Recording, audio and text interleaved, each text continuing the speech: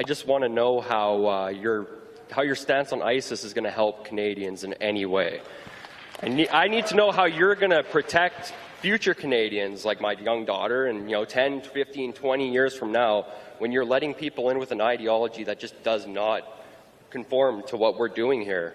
So, I'd really like to know what your take on things. Absolutely. No, I think that's gives me an opportunity to talk about first of all, the fact that one of the reasons Canada is successful as a country is because we have been open to people fleeing persecution, fleeing war zones, looking for a better life for themselves and their kids. That's been the story of this country from the time the first European settlers came to be received by Indigenous people. People were fleeing conflict, poverty, difficult situations, and came to Canada to build a better life for themselves. And successive waves of people have in every different time.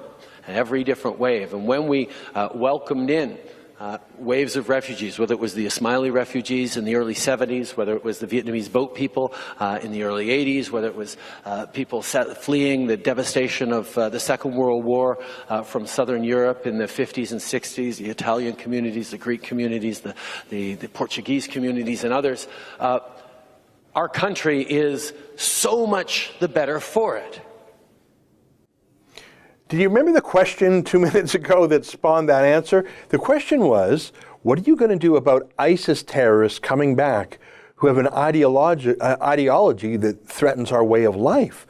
And the answer that Trudeau gave was about welcoming immigrants and refugees. Is that an error, or does he equate the two? Joining us now to talk about this and other immigration and refugee news is our friend Giddy Mammon, one of Canada's leading immigration and refugee lawyers. Giddy, great to see you again. The question couldn't have been clearer to me. I can't believe, I don't want to believe, that Justin Trudeau is equating returning ISIS terrorists with Greeks and Italians and Portuguese or Vietnamese boat people who came here as genuine peaceful refugees. I don't want to assume that I want to believe he made a mistake there. What do you think? I think the answer that was given was actually quite silly in the context. What the gentleman was after is, how are we going to benefit from the return of these former ISIS warriors? To start dragging in the Italians and the Greeks who came here to build a country and to provide a good life for their families has nothing to do with why we are taking back former ISIS warriors. The reason we're taking them back is for one reason and one reason only. They have Canadian citizenship. We have to take them back. They're not coming here to build our country. They're not here to improve our neighborhoods. They're not here to foster the principles of democracy and liberalism and fairness and all those things. They're here because their battle failed miserably. They have nowhere to run, and they're coming back home. And if he would have at least acknowledged that, it would have been an honest answer. And he has no answer because there really is no answer. We have to protect Canadian citizens, and we have to allow them in because our Charter of Rights and Freedoms says that all Canadian citizens have the right to remain, leave, and enter Canada. So that's the law.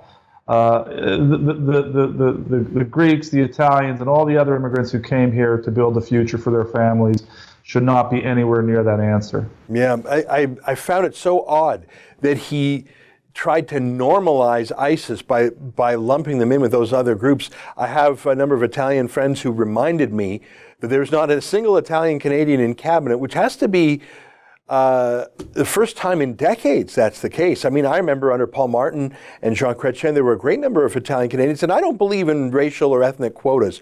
But I think if you've got a very large community, especially one that's been very active in the Liberal Party, it's sort of glaring that you don't have a single Italian Canadian in Parliament, but by God, does he rush to embrace every ISIS terrorist. Let's move on from that, Gay. I just wanted to run that by you for your reaction. Thank you for doing that. There is some new news today about refugee rates of people who are applying to Canada through the proper systems, or actually in many cases walking across the border illegally.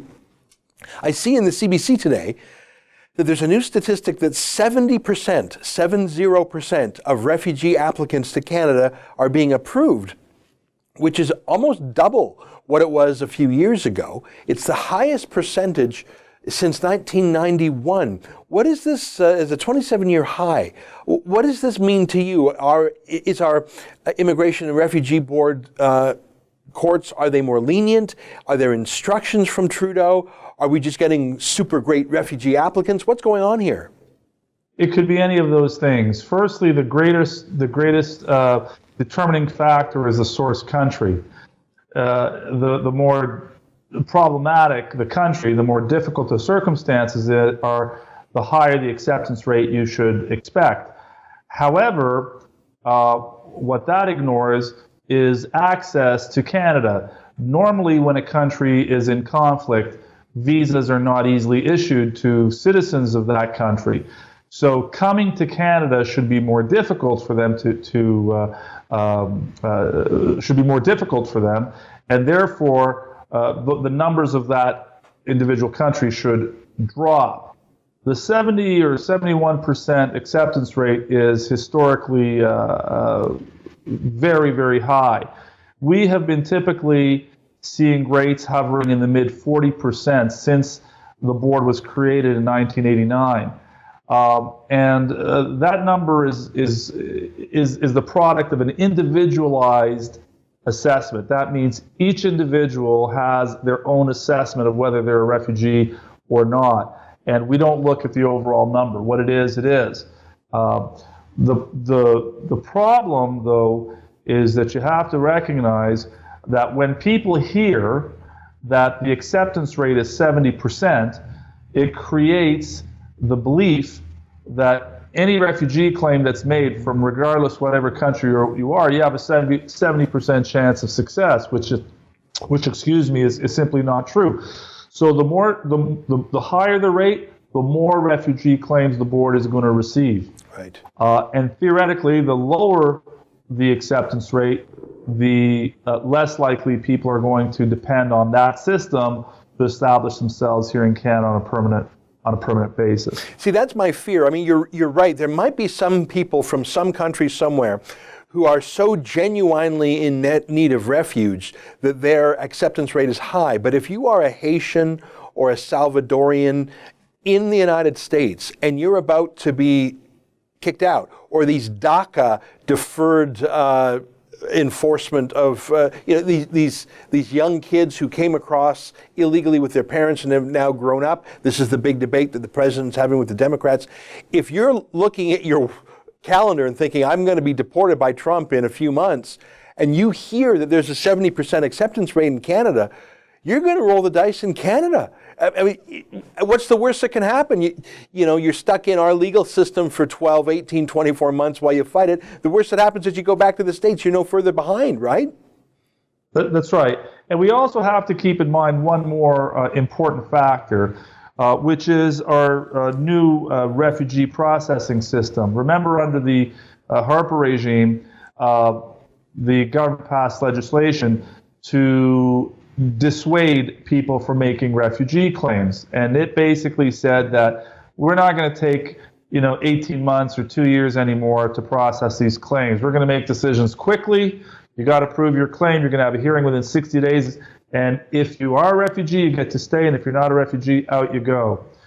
The problem with that is it's very difficult to prepare and argue a claim in 60 days. Often we need time to get witnesses, medical reports, we need documents from back home, and the board is basically forcing people onto this fast track.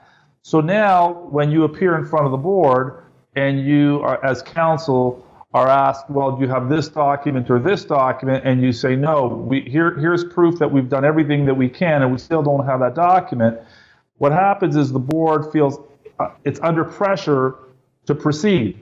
And it knows that if it proceeds and refuses the case, there is a natural justice argument to be made. You were denied procedural fairness. You weren't allowed an opportunity for an adjournment.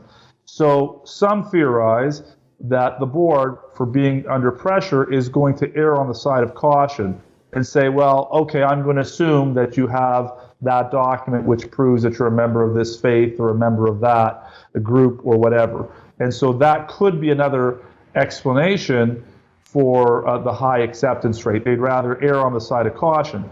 So back to basic principles, you know, if you take your time in making a decision, you give the parties, all the parties, an ample opportunity to make out their case, you're going to end up with a better result. So I attribute some of this increase to that dynamic for sure. Interesting. Well, it's almost mid-February. It's cold here in eastern Canada.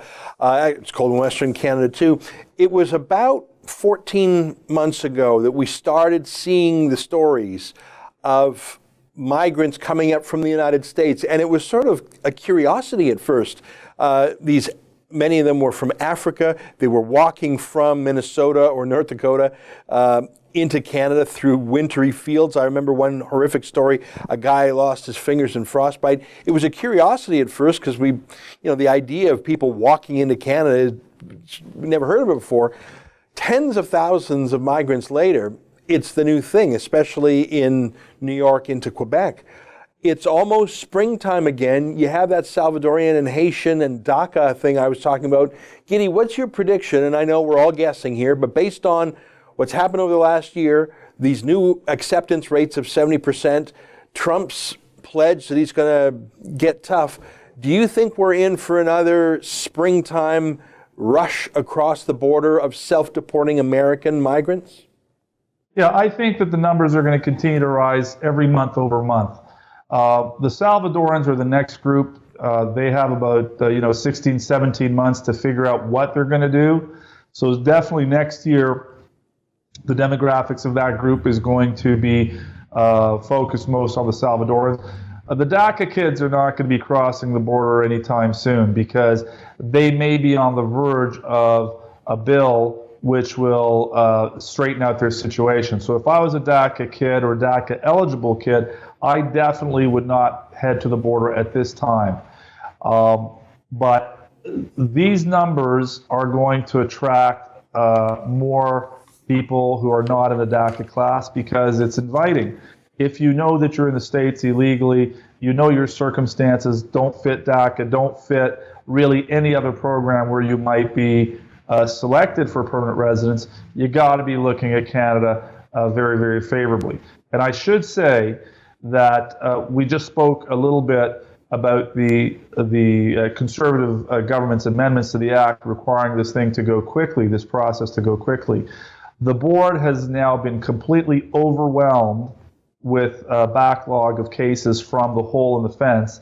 That backlog is going to continue to grow. That backlog is going to continue to create pressure on frontline decision makers about cases that they're under a statutory obligation to process quickly. They don't have the resources. That means the backlog is going to get longer. Cases are going to continue to be adjourned. And what does that do? That fuels the inbound customers for refugee protection.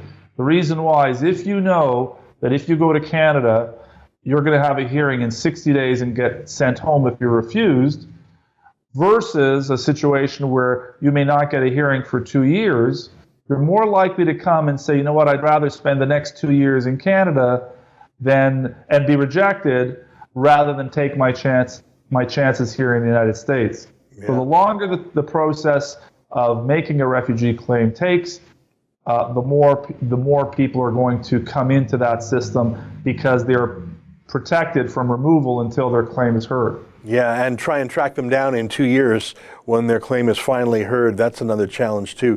Giddy, it's great to talk to you. Thanks for giving us the briefing on what's ahead with these border crossers and also your thoughts on Trudeau's town hall answer. Nice to see you again. Thank you for having me. All right, there you have it. Giddy Mammon, one of Canada's leading immigration and refugee lawyers. That's an excerpt from my daily TV show, The Ezra Levant Show. Normally it's behind a paywall, but I thought you'd like this video, so we put it on YouTube. If you want to subscribe to watch the daily show every day, including always 2 interviews a day, and I read my hate mail, just click on this screen and become a premium member.